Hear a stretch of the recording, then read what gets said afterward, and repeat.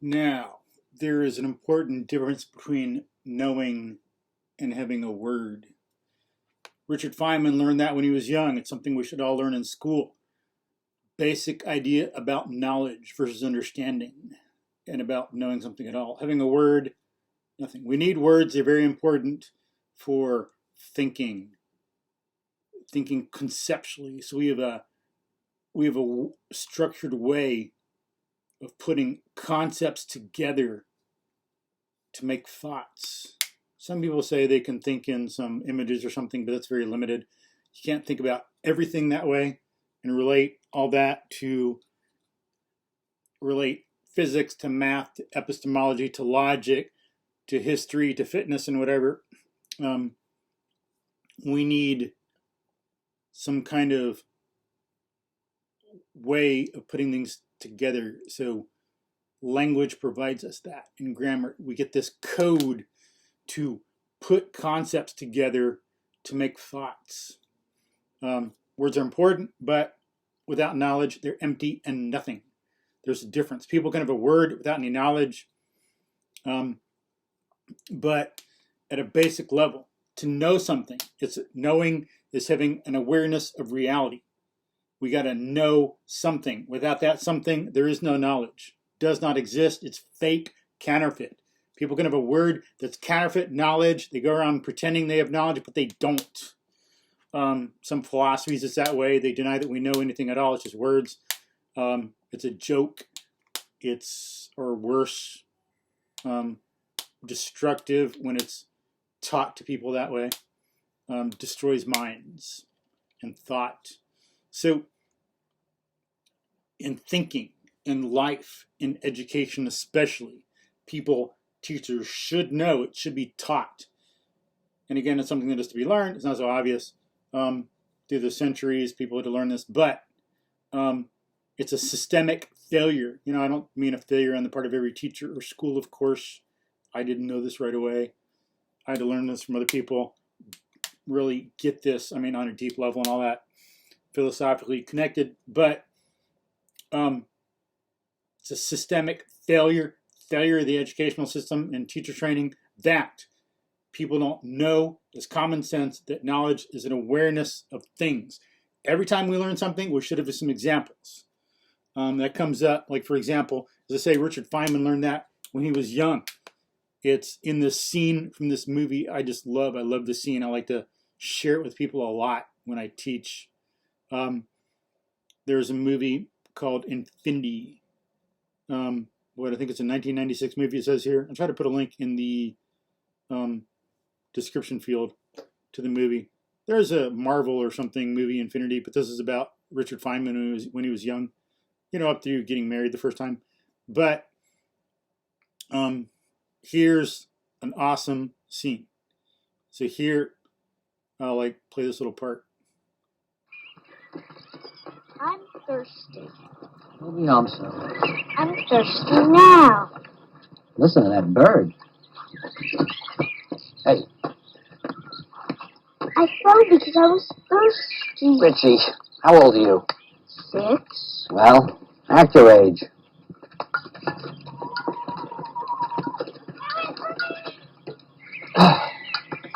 What kind of a bird is that? Marvelous bird. But what's its name? Richie, I could tell you its name if I knew it, in all the languages in the world. But then you just know what people call it in different places. You wouldn't learn anything about it. You gotta look at the bird. You gotta listen to the bird. You gotta try to understand what it's doing. You gotta notice everything. Amen. There is science in the beginning of a real scientist. Not getting lost in damn words or books, but dealing with reality. That's what Galileo had to do when he fought the scholastics and others. They were committed to authoritarianism, being lost in words, lost in some mathematics. Galileo engaged in this revolution saying, let's be committed to reality. Reality comes first. As he said himself, nothing is so certain in Aristotle as that all human reasoning must be placed second to direct experience. Bam, right here. Let's listen to it again. Hopefully it's coming through on the recording. But you've got to, as he says here, it's not the word that matters. You've got to look at the bird. You've got to listen to the bird. You got to understand.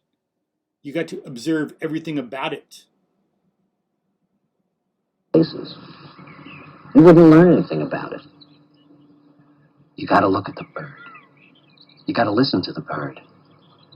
You got to try to understand what it's doing. You got to notice everything. Amen. You got to notice everything. That should be done in science, not just a bunch of word problems and crud. That is not learning the real scientific method, which is independent thought committed to reality. Being second-handed and memorizing a bunch of words and stuff is faking science. It's not authentic and real. Or here, in this, here's a quote, I think, from Richard Feynman, from a book, maybe this article, a book that he wrote with articles in it, Further Adventures of a Curious Character. And this article is, What Do You Care What Other People Think? Maybe you had a book by that name too. Published in 1988, I think. So, quote, the next Monday, when fathers were all back at work, we kids were playing in a field. One kid says to me, "See that bird? What kind of bird is that?" I said, "I haven't the slightest idea what kind of bird it is." He says, "It's a brown-throated thrush." Your father doesn't teach you anything. But it was the opposite. He, his father, had already taught me. "See that bird?" his father says. "It's a Spencer's warbler." Parenthetical. I knew he didn't know the name of the real name, you know. In other words, Feynman's knowing his dad didn't know what it was. Parentheses, close parentheses. And then continuing with what the father is saying, well, in Italian, it's a Chutto Lapittida. In Portuguese, it's a Bom da Peida. In Chinese, it's a Chung-long-tah. In Japanese, it's a Katano Tekeda, unquote. Okay. I don't know if I'm saying those right. I don't know the languages, but you get the idea. So, quote, you can know the name of that bird in all the languages of the world, the father continues, but when you're finished, you'll know absolutely nothing whatever about the bird. You'll only know about humans in different places and what they call the bird. So let's look at the bird and see what it's doing. That's what counts, father unquote. Parenthetical. I learned very early the difference between knowing the name of something and knowing something. Yes, everyone should know that. Amen.